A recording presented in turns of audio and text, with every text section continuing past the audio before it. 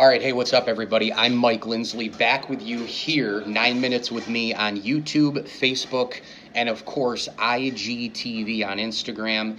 I am here at Rosie's Corner again every Friday. We do videos here, and this place is tremendous. It smells amazing right when I walked in.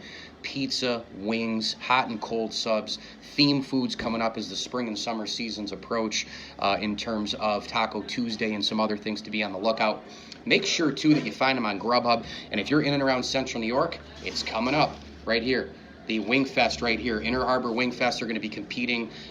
You can visit innerharborwingfest.com. And, of course, the Shifties is involved. Jake's is involved. A lot of great wing places. Saltine Warrior, Limp Lizard, and Rosie's Corner. So really cool that they're in that thing March 17th and 18th. And you can visit innerharborwingfest.com for more. Also want to pay a quick little point here to Rosie's in terms of what they offer up for Mother's Day, Father's Day, etc. They're currently doing a giveaway for Mother's Day with gift cards.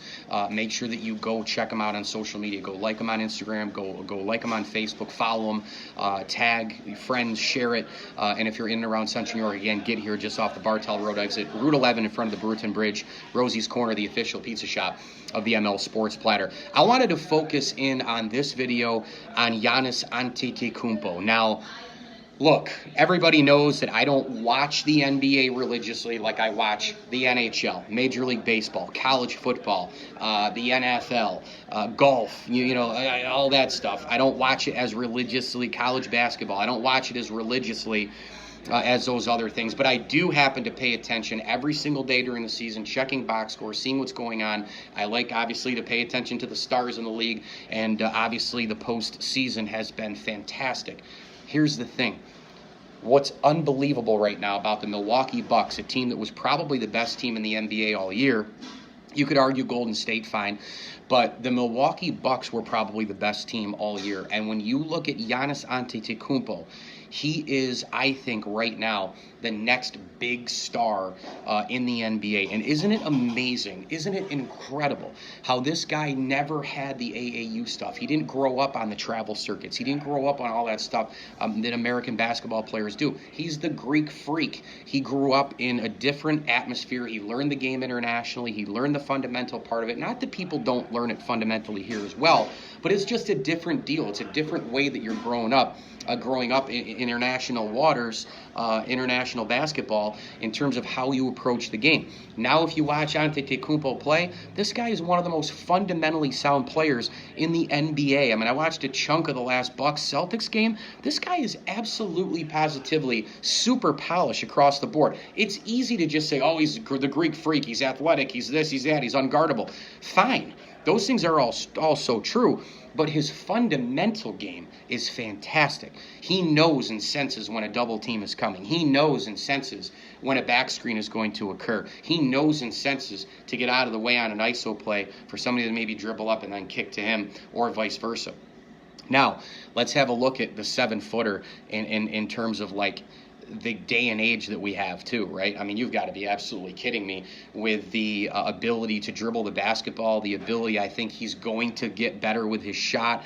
That will be something to pay attention to. A lot of guys can step out and hit long jumpers and, hit the threes. Joel Embiid does it very, very well. We've seen Anthony Davis do it throughout the years. We've seen Boogie Cousins do it throughout the years. Kevin Durant, 6'11", he can shoot threes like no tomorrow.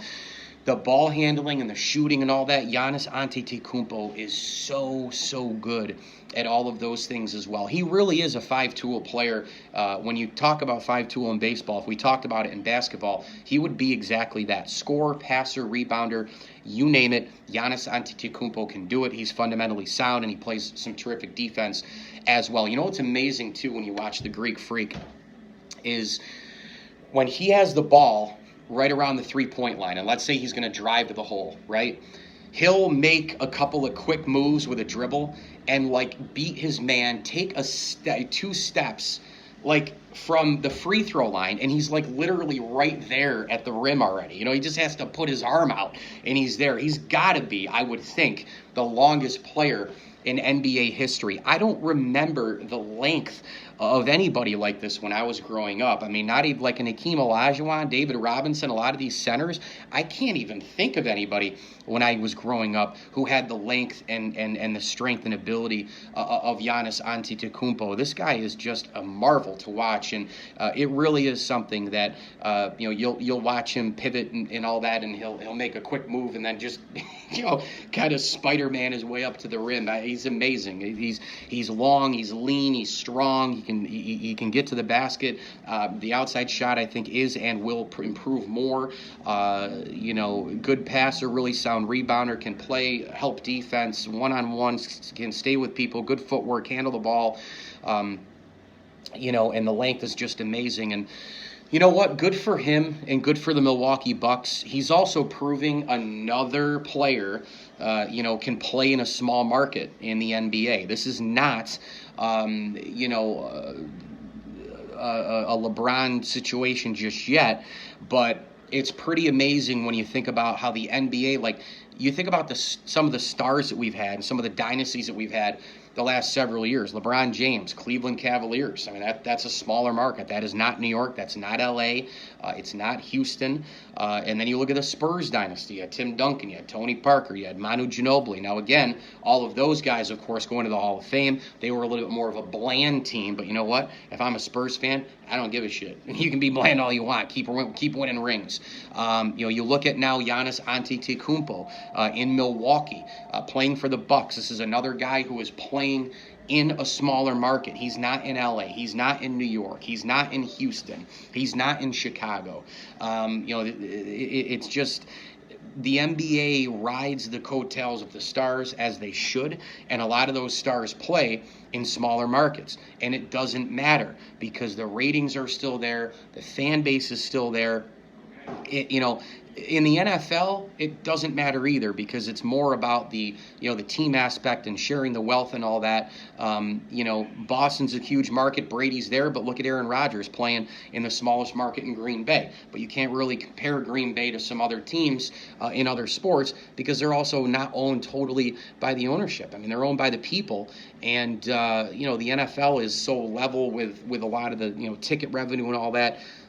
Teams